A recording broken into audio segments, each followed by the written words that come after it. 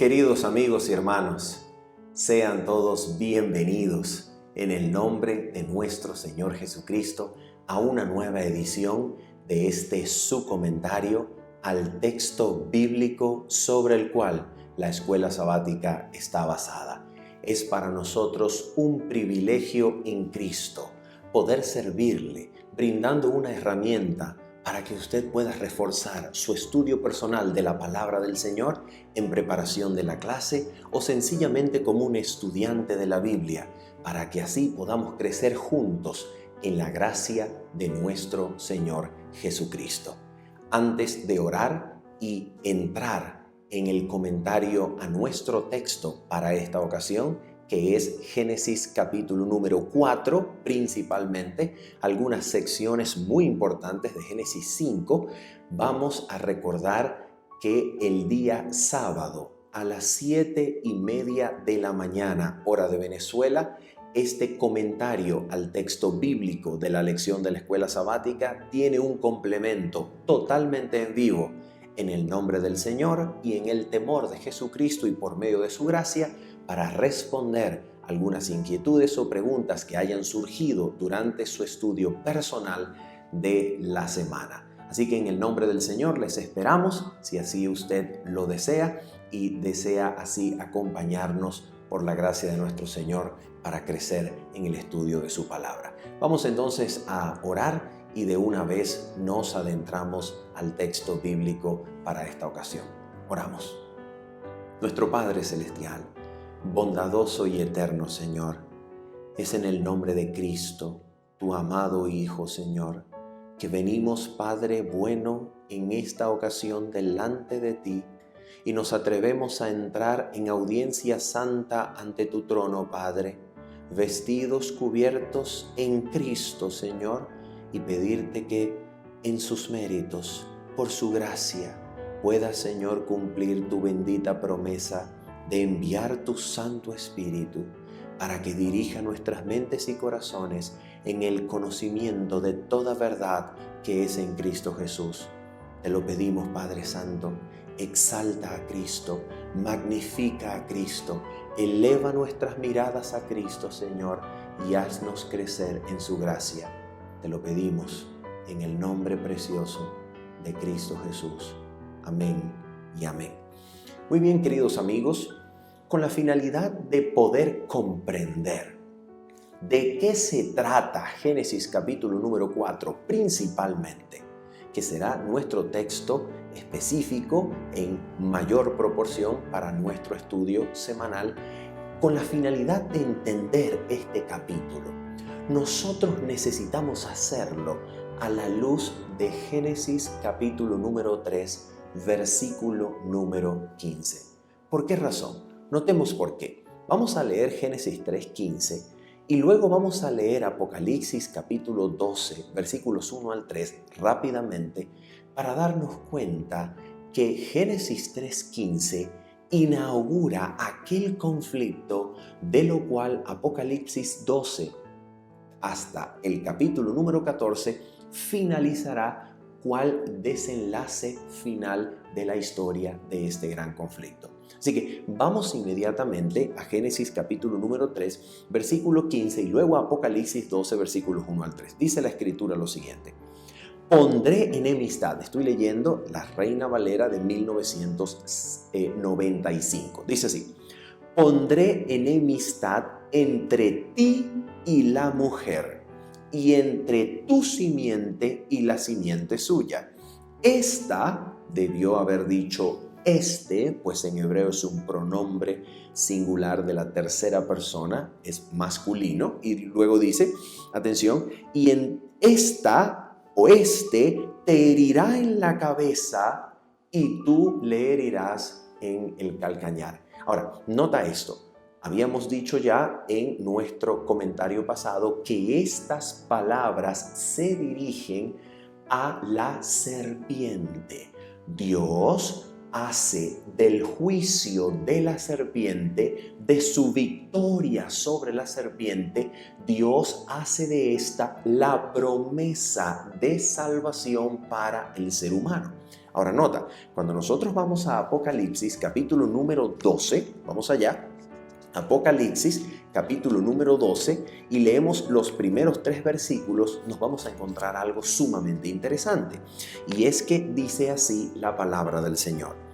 Apareció en el cielo una gran señal, una mujer vestida de sol con la luna debajo de sus pies y sobre su cabeza una corona de 12 estrellas.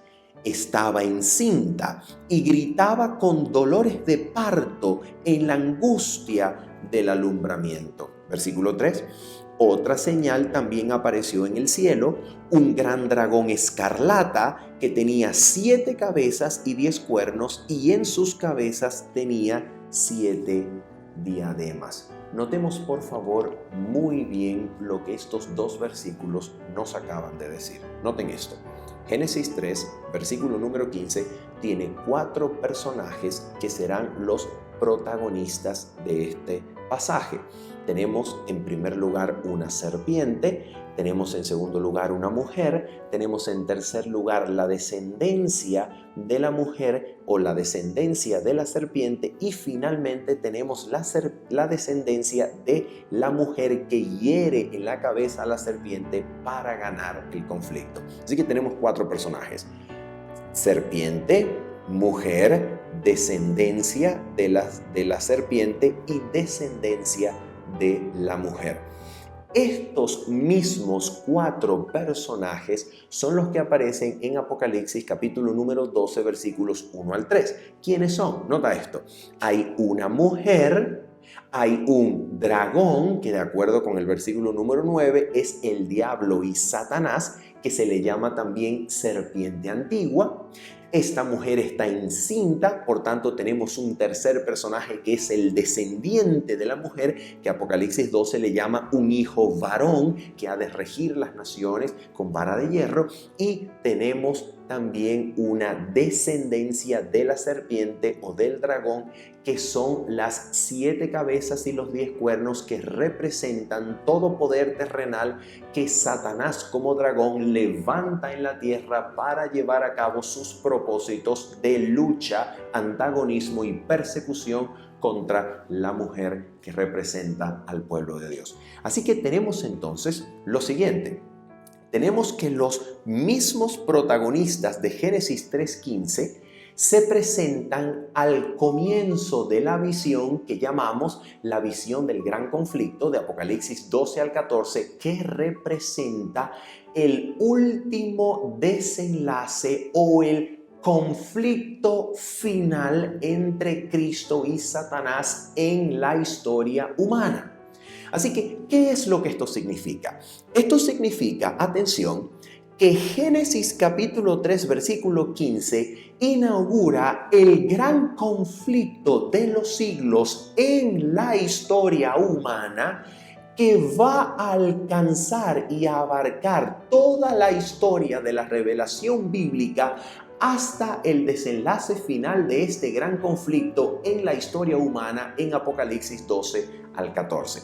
Tenemos entonces que Génesis 3:15 es la profecía más abarcante de toda la Escritura, y podemos decir que todo el resto de la Biblia, desde el capítulo número 4 de Génesis hasta el desenlace final de la controversia que nos lleva hasta Apocalipsis 12 al 14, todo el resto de las Escrituras es un detalle, un comentario o explicación del conflicto profético anunciado en Génesis 3:15, que abarcará toda la historia de la humanidad.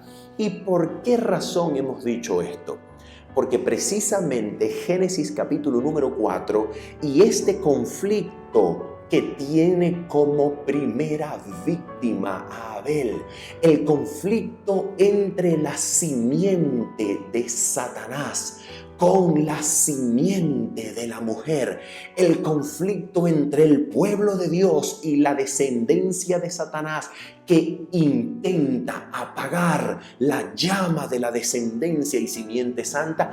Este conflicto en Génesis capítulo número 4 será sencillamente un ejemplo de todo lo que involucra y es el conflicto predicho y anunciado en Génesis 3:15, que nos llevará hasta el final de la historia humana. Así que Génesis 4 y el conflicto que vemos allí entre Caín y Abel sencillamente es un ejemplo de esto que ya ha sido anunciado en Génesis 3:15. Ahora bien, antes de entrar entonces allí en Génesis capítulo número 4, es necesario que nosotros leamos 2 versículos más del capítulo número 3 para que podamos leer el capítulo 4 y podamos extraer de él todo su significado. El siguiente versículo que vamos a leer lo encontramos en Génesis capítulo número 3, versículo número 7. Justo después de haber caído en desobediencia y rebelión, nota lo que nos dice la Biblia acerca de Adán y Eva. Dice así la Escritura: entonces fueron abiertos los ojos de ambos y se dieron cuenta de que estaban desnudos. ¿Te das cuenta lo que está ocurriendo acá? Luego de comer, se pierde esas vestiduras de luz, cual gloria del Señor, que rodeaban a su criatura, a esa corona de la creación que era la raza humana, y ahora en la desobediencia esas vestiduras de luz y de gloria desaparecen y el hombre comprende su desnudez, que va en estrecha relación con la vergüenza, la culpabilidad que produce el pecado. Ese estatus delante de Dios como desnudo es señal de culpa, de rebelión, de vergüenza ante la mirada escrutadora del Dios vivo. Y ahora nota lo que va a ocurrir aquí. Dice el versículo número 7 en su parte final: cosieron pues hojas de higuera y se hicieron delantales. Nota esto. Esto representa el intento humano de resolver el problema del pecado. El intento obrado por las manos humanas, por la fuerza humana, por la intención de carne, el intento carnal humano de resolver el problema de pecado, que podemos sencillamente resumirlo en la frase justificación propia. Adán y Eva, al coser hojas de higuera, están sencillamente intentando justificarse a sí mismos, están intentando salvarse de este Dios cuya voz y mirada ahora temen. Están intentando resolver su problema para justificarse a sí mismos por medio de un intento de sabiduría humana, un intento carnal, un intento de fuerza humana para resolver un problema que no es posible resolver por medio de intentos humanos. El problema del pecado es un problema que solamente el Creador podrá resolver. Un problema que solamente Jesucristo, el descendiente de la mujer, podrá resolver. Porque para resolver este problema es necesario que se le gane, que se le aplaste la cabeza a la serpiente en primer lugar, para poder luego crear enemistad en el corazón humano en contra de Satanás y nuevamente volver a colocar en la posición de obediencia y lealtad al gobierno divino al ser humano que así ha sido afectado. Pero el ser humano intenta justificarse por sí mismo, intenta salvarse a sí mismo e intenta en ese tratar de salvarse a sí mismo y de solucionar su problema de pecado y su desnudez, el ser humano intenta confeccionar vestiduras para sí de las hojas. ¿Te das cuenta? De lo que provee el reino vegetal. ¿Y por qué esto es interesante? Ya lo vas a ver, porque ahora leemos en Génesis capítulo número 3, versículo número 21, lo que constituye la solución provista dada por Dios al problema de la desnudez del hombre. ¿Cuál es la solución? Y Jehová Dios hizo para el hombre y su mujer túnicas de pieles y los vistió. Nota esto. Esto es demasiado importante, porque el problema de la desnudez humana, el problema de la comparecencia delante del santo y eterno Dios, el problema de poder llegar y acercarse sin morir a la presencia preciosa, santa, sublime del Dios eterno, el problema de la desnudez humana se va a resolver solamente por medio de la muerte del Cordero. El Cordero debe morir para dar su piel. El Cordero debe morir para proveer su vestidura. El Cordero va a morir para darle al hombre una forma de poder ser cubierto y transformado para permanecer sin muerte delante de la presencia de un Dios santo. El Cordero debía morir. Y la pregunta es, ¿quién debió darle muerte a este Cordero? El hombre y su mujer debieron darle muerte a este Cordero. Y esto es demasiado importante. ¿Por qué razón? Porque allí en donde Cristo provee con su muerte las vestiduras de justicia que no tienen ni un solo hilo tejido de esfuerzo e intento humano, sino todo es divino, todo es celestial, todo es creación de Dios, todo es poder de Dios, todo es gracia de Cristo. Allí donde Cristo provee con su muerte las vestiduras, ¿dónde, en qué posición estaba el hombre? En la posición de un arrepentido que colabora y obra su propia salvación por medio del arrepentimiento que lleva y ofrece a Dios. No allí estaba el hombre. ¿Dónde estaba el hombre en el momento en que Cristo proveía con su muerte sus vestiduras? En el mismo lugar donde estaba Adán y Eva cuando el Cordero moría, degollando, sacrificando, inmolando a ese Cordero.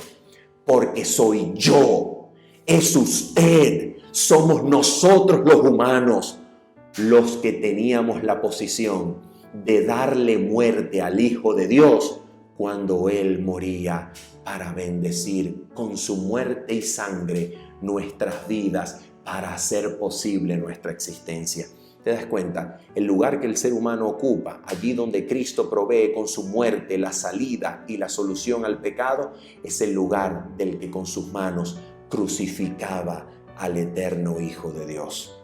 Soy yo aquel que dio muerte al Hijo. Yo maté al Cordero, yo lo crucifiqué y usted y yo lo hicimos. Porque allí en donde Cristo con su muerte proveía las vestiduras que solucionan nuestro problema de desnudez, allí usted y yo estábamos con nuestras manos humanas crucificando al Cordero de Dios que quita el pecado del mundo. Y es aquí, con estos tres textos, Génesis 3:15, Génesis 3:7 y Génesis 3:21, que nosotros podemos ir a Génesis capítulo número 4, porque de otra manera nosotros no entenderíamos por qué razón, por qué causa Dios rechaza la ofrenda de un hermano mientras acepta la del otro. ¿Por qué razón? ¿Acaso Dios tiene favoritos? ¿Acaso Dios hace acepción de personas? ¿Acaso Dios acepta a uno arbitraria y voluntariamente y rechaza a otro por su mismo arbitrio? Esto es lo que constituye la plataforma para entender Génesis capítulo número 4.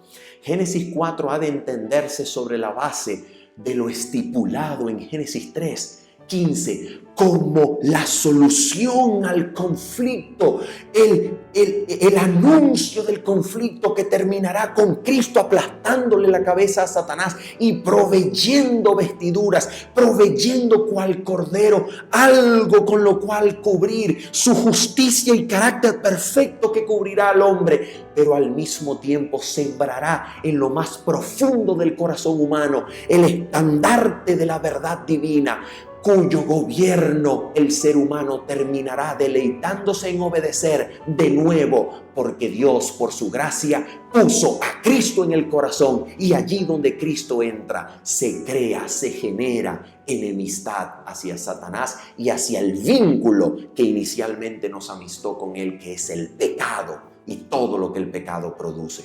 Entonces, Génesis capítulo número 4 comienza de la siguiente manera.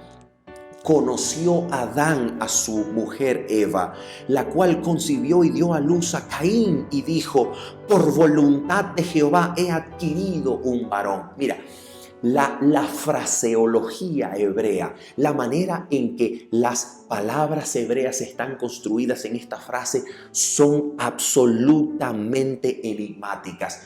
Son misteriosas, pero fíjate esto, hay algo que tiene una sintaxis, tiene un arreglo en la oración que nos deja con la cabeza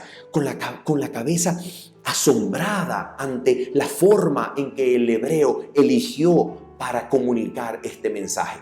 Y es que la frase Jehová, o mejor dicho, la palabra Jehová, aparece como la palabra que la partícula que en hebreo señala el objeto directo de la oración está calificando. En otras palabras, el objeto directo de la oración es Jehová, el Señor, y se cataloga o se define por la partícula et, que es la partícula que identifica y señala al objeto directo de la oración.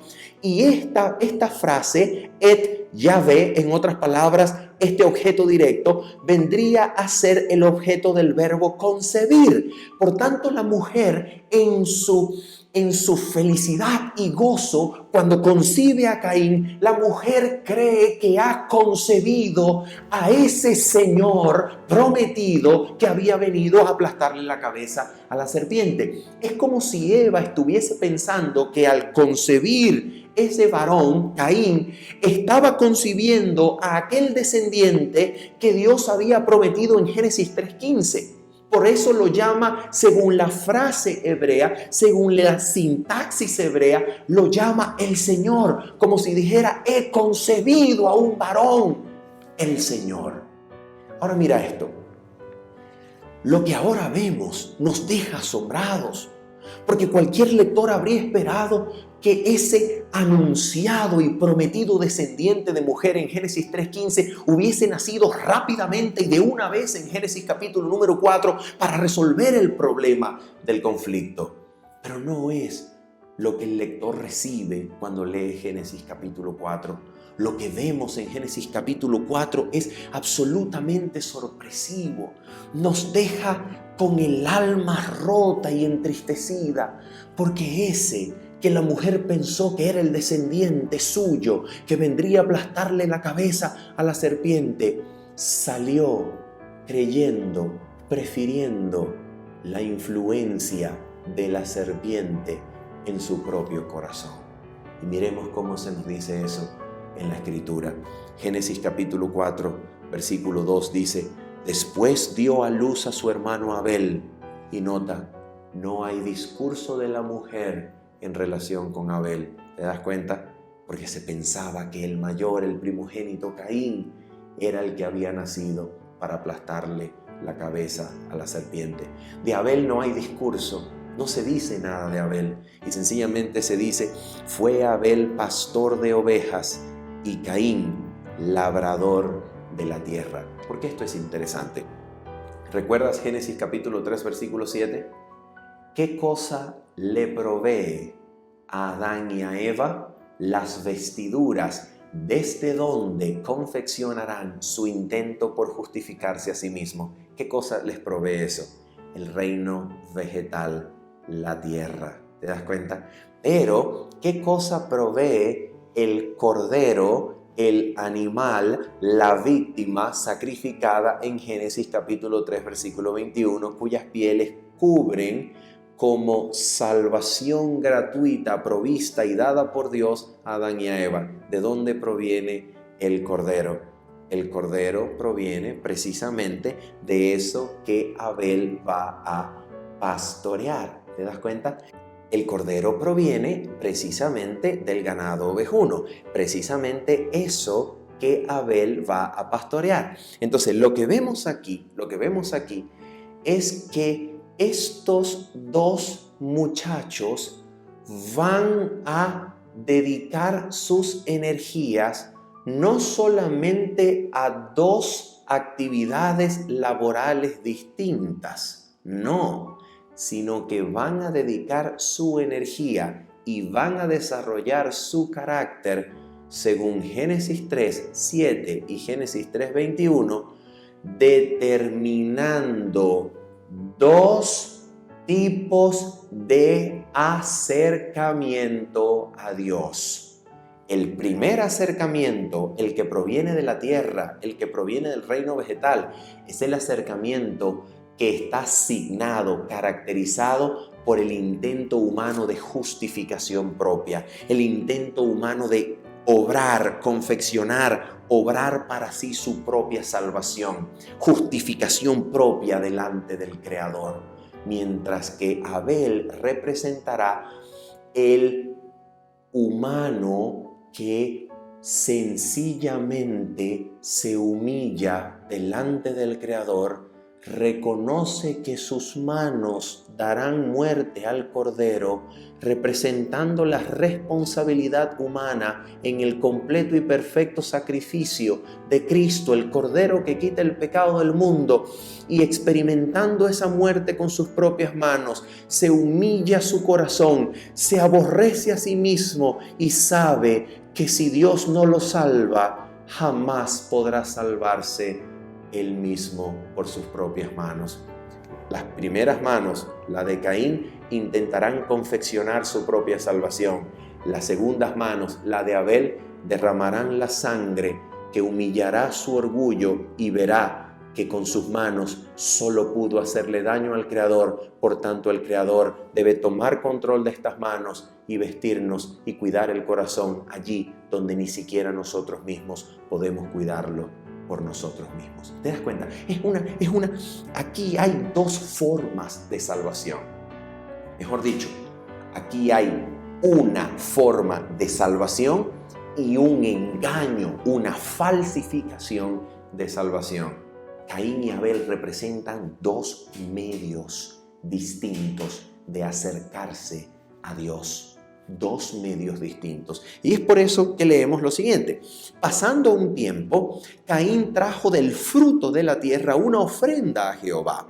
Y Abel trajo también de los primogénitos de sus ovejas y de la grasa de ellas. Y miró Jehová con agrado a Abel y a su ofrenda, pero no miró con agrado a Caín ni a su ofrenda, por lo cual Caín se enojó en gran manera y decayó su semblante. ¿Te das cuenta lo que está pasando?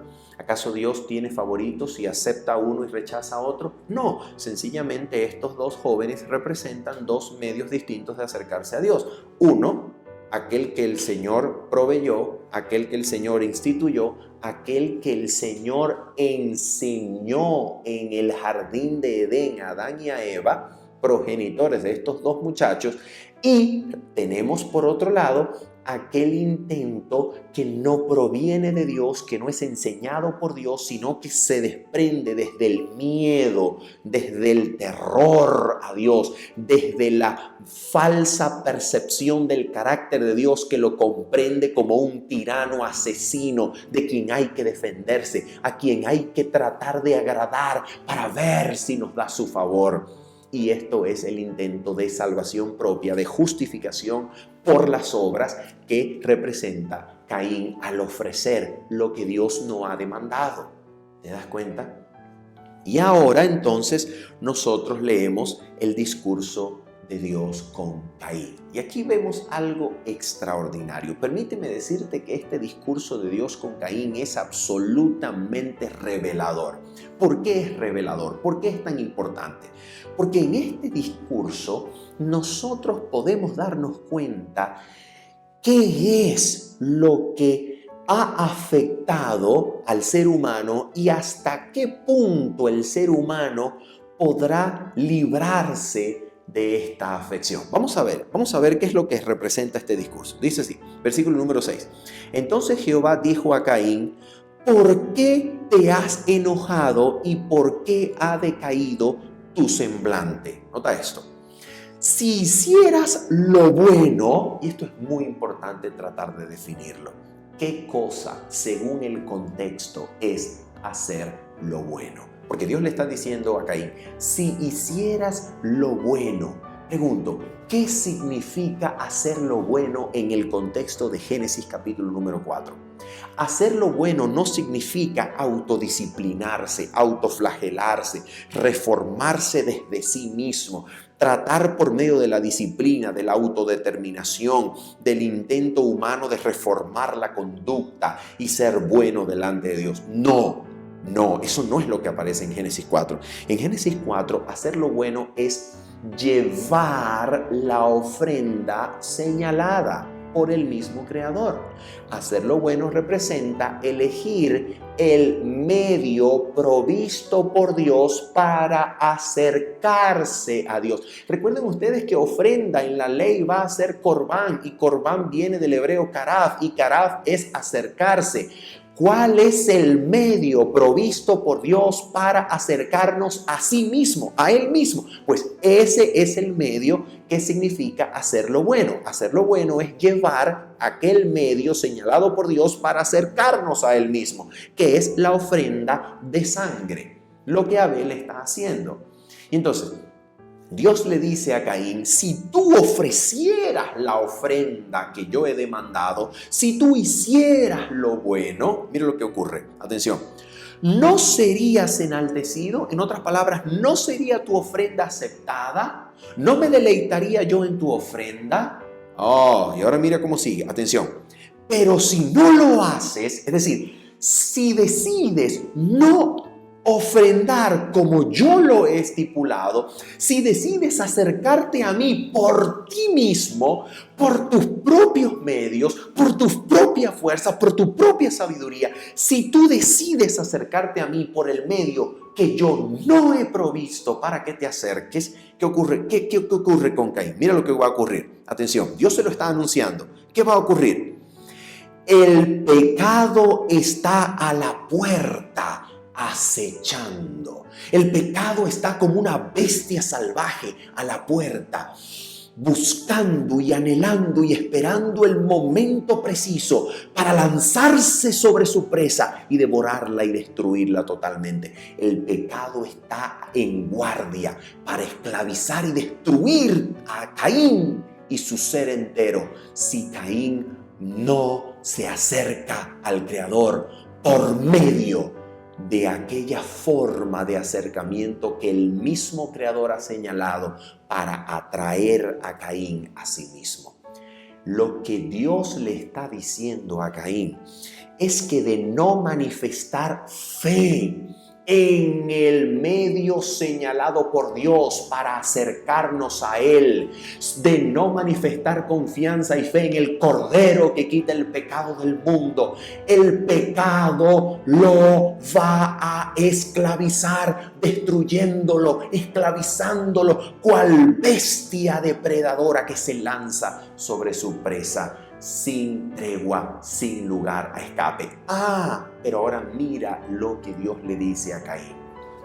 Y aquí nosotros debemos leer con una pregunta en mente.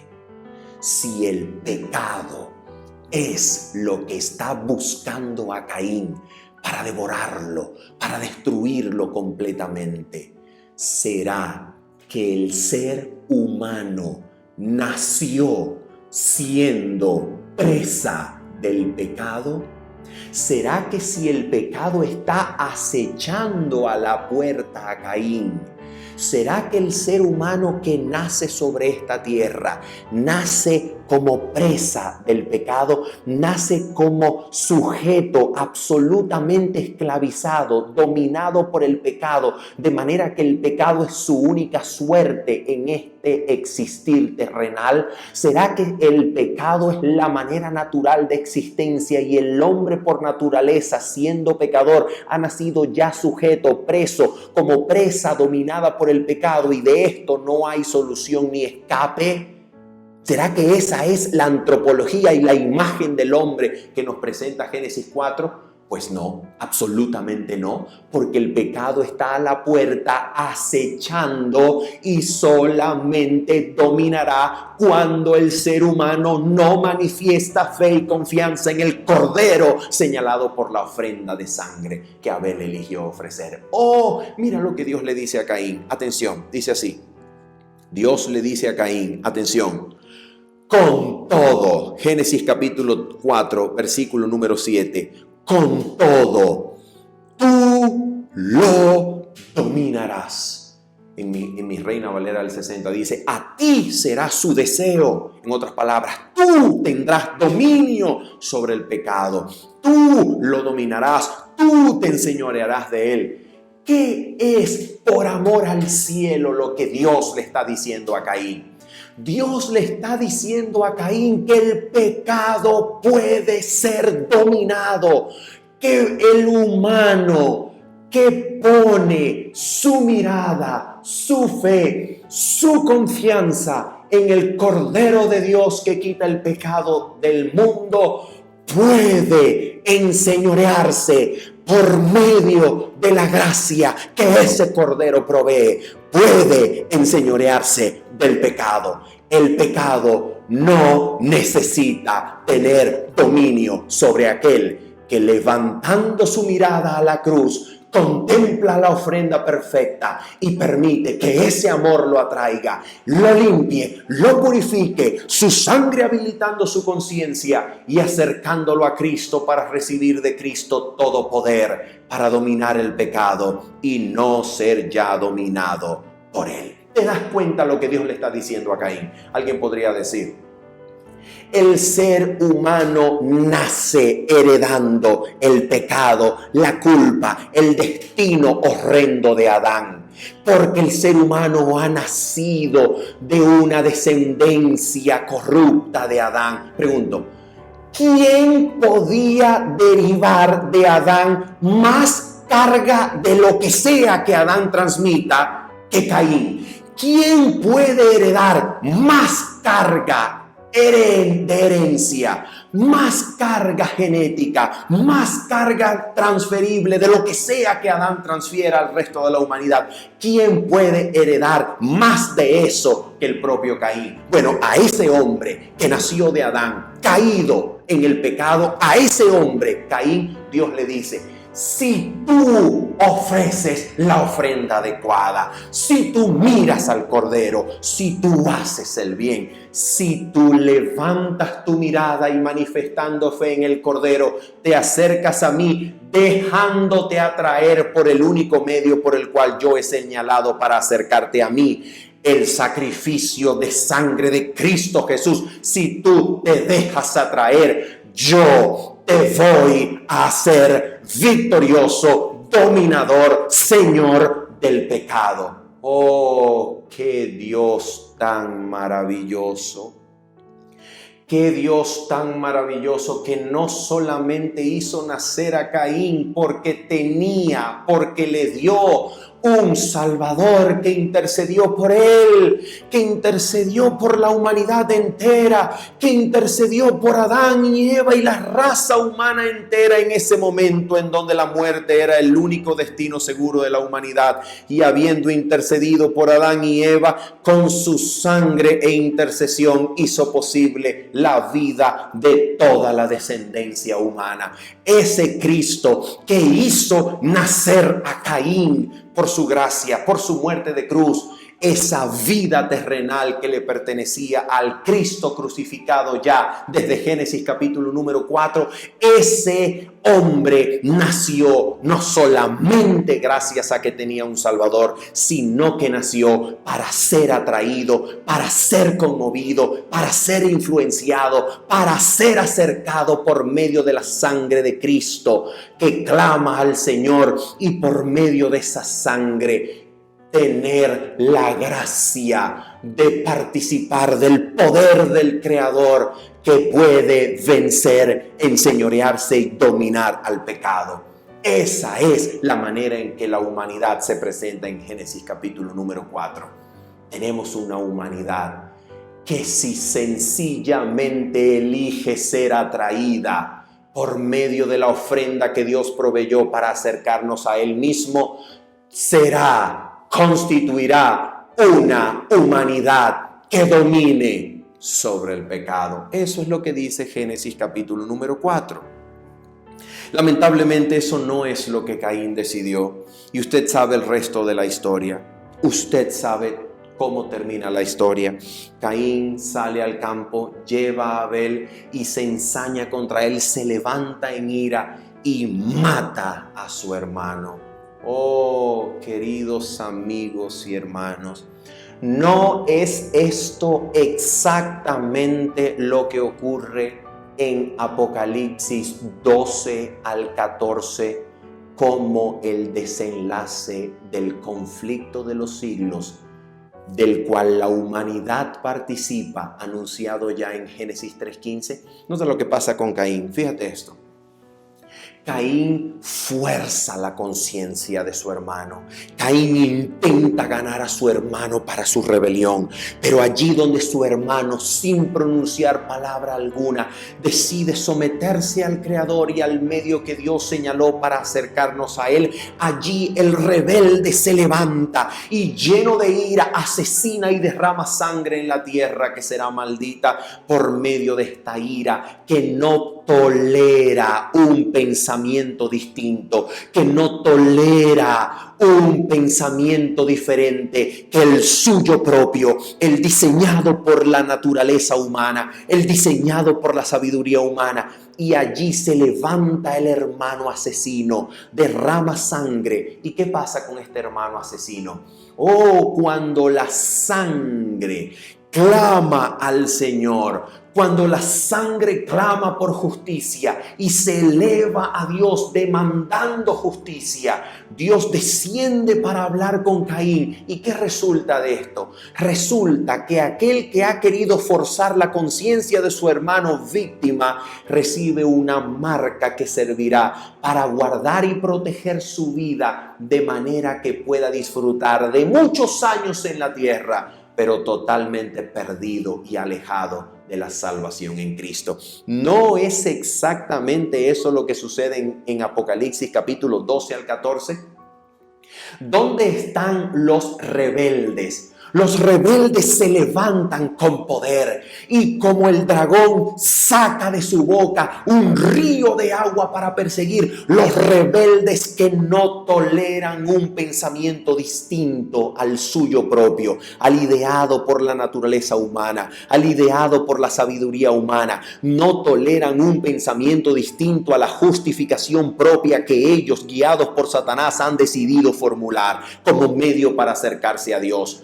Y entonces los rebeldes se levantan y persiguen a aquellos que son obedientes en conciencia y corazón a Cristo. Y aquellos que son obedientes a Cristo no abren su boca como Abel, no dicen nada, sencillamente son mártires, padecen delante del rebelde y el rebelde parece salirse con la suya y el rebelde propone poner una marca en la frente y en la mano derecha de todo aquel que lo adora, y el rebelde se levanta para prometer vida, seguridad y paz al que se someta a sus dictámenes, a todo aquel que crea y se acerque a Dios por medio del remedio provisto desde la propia humanidad a todo aquel que desafíe a Dios e intente justificarse por las obras y por sí mismo y crea en la sabiduría, crea en la astucia humana, en el criterio humano. El rebelde le provee vida, seguridad y paz. Mientras que a todo aquel que no se someta a esta conciencia totalitaria que quiere envolver a toda la humanidad,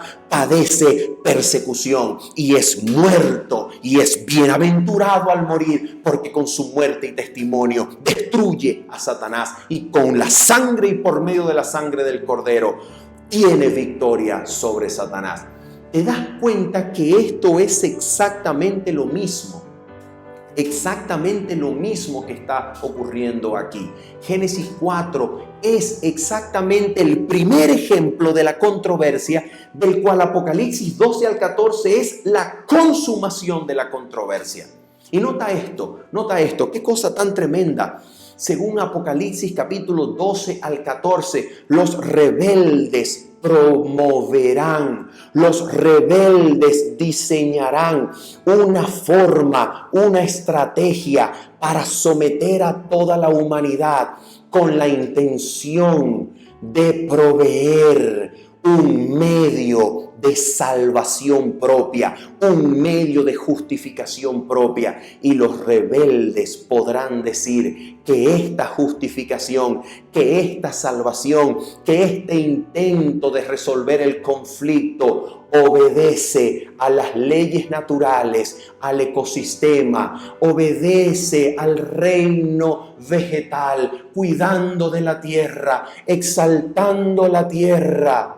Igual que Caín, que era labrador y que proveía ofrenda y llevaba ofrenda de aquello que la madre naturaleza provee de sí misma. ¿Te das cuenta? Los rebeldes dirán que este medio de salvación, esta forma de lealtad a la sabiduría humana, descifrada, concretada y mostrada en la ley dominical, este intento humano de justificación y salvación propia está acorde con las leyes de la madre tierra, está acorde con las leyes del ecosistema, no daña a los animales, sino que intenta traer paz y seguridad a una biosfera que necesita descansar y reposar, y somos nosotros los humanos y nosotros los que proveemos la solución y nosotros los que damos la solución a esta madre tierra para que repose y descanse. ¿Te das cuenta? Dirán exactamente lo mismo que pudo decir Caín cuando llevó ofrenda del reino vegetal a Dios. ¿Te das cuenta? Mientras que aquellos que como Abel sean perseguidos, no abrirán sus bocas, seguirán al Cordero donde quiera que va, se someterán absolutamente al Cordero. Si el Cordero los guía como guió a Abel hacia el martirio, ellos se someterán, porque ellos no cederán a ninguna otra cosa que no sea un escrito está, una voluntad expresa y clara de parte de su Creador y Dios. Ellos siguen a Cristo y ellos son llevados probablemente al martirio, pero derraman su sangre como Abel para que esta sangre clame justicia delante de Dios, y son victoriosos aun cuando sus cuerpos yacen en los sepulcros comunes de la tierra. Son victoriosos porque con su sangre sellan el testimonio de que es mejor sufrir lo que venga que apartarse en un ápice de la voluntad de Dios. Y ellos, como Abel, padecen, pero son vencedores en el gran conflicto final. Esto es lo que nos presenta la Escritura. Y finalmente, queridos hermanos, vamos a comentar algunas palabras acerca de los descendientes de Caín y de los descendientes de Set. Mira esto. Génesis capítulo número 4 termina con una genealogía de Caín, atención, y el comienzo de una genealogía de Set, que significa algo así como sustitución, sustituto. Y Génesis 4 entonces, al darnos este paralelo genealógico, tiene una intención. ¿Cuál es la intención? Fíjate esto.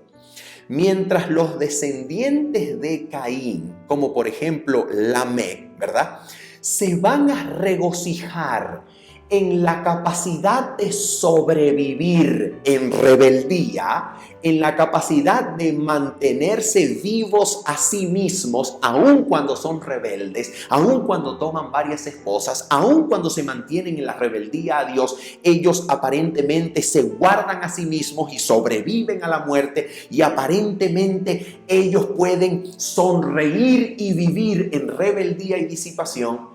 La genealogía de Set se construye sobre la base de vivió, engendró y murió. Vivió, engendró y murió. Vivió, engendró y murió.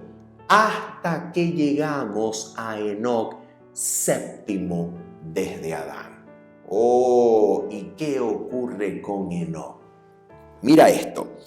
Allí en donde aparentemente los registros genealógicos parecen favorecer la vida infame y rebelde de la humanidad descendiente de Caín, allí donde los registros genealógicos aparentemente contrastan, que los impíos se regocijan en la vida impía y viven y sobreviven y se regocijan en su maldad, allí el registro genealógico, que de manera sombría siempre termina con muerte en los hijos de Dios, de repente trae a un Enoc, en donde Dios, al ser séptimo desde Adán, interviene, y Dios hace con Enoc algo absolutamente inesperado.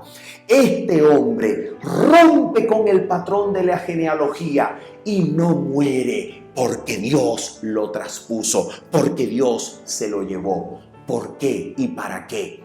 Para mostrar que Dios sí hace diferencia entre el impío y el justo, para mostrar que Dios sí es aquel que recompensa al que le sirve, para mostrar que sí hay Dios y que sí es galardonador de los que se acercan a Él por la fe, para mostrar que sí es el medio señalado por Dios para la humanidad, el servirle y sufrir lo que venga, cualquier cosa que sea nuestra parte en la tierra, pero sometido al Creador, humilde y voluntariamente aguardando la intervención del Creador, porque Él sí interviene. Y allí donde la muerte amenaza con regular, con igualar a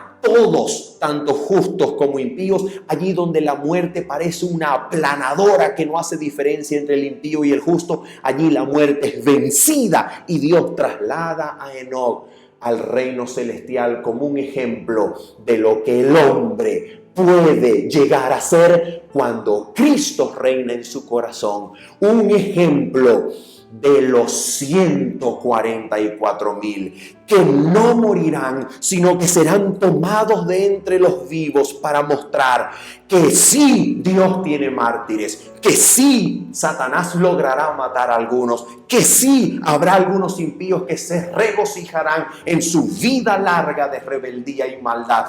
Pero allí donde la muerte parece el único destino humano, allí Dios se manifiesta para trasladar a los 144,000 y exhibirlos como la prueba de lo que el hombre puede llegar a ser cuando Cristo es su Dios, cuando Cristo es su líder y cuando como Cordero seguimos a Cristo, el fiel pastor, a donde quiera que Él va. ¿Te das cuenta?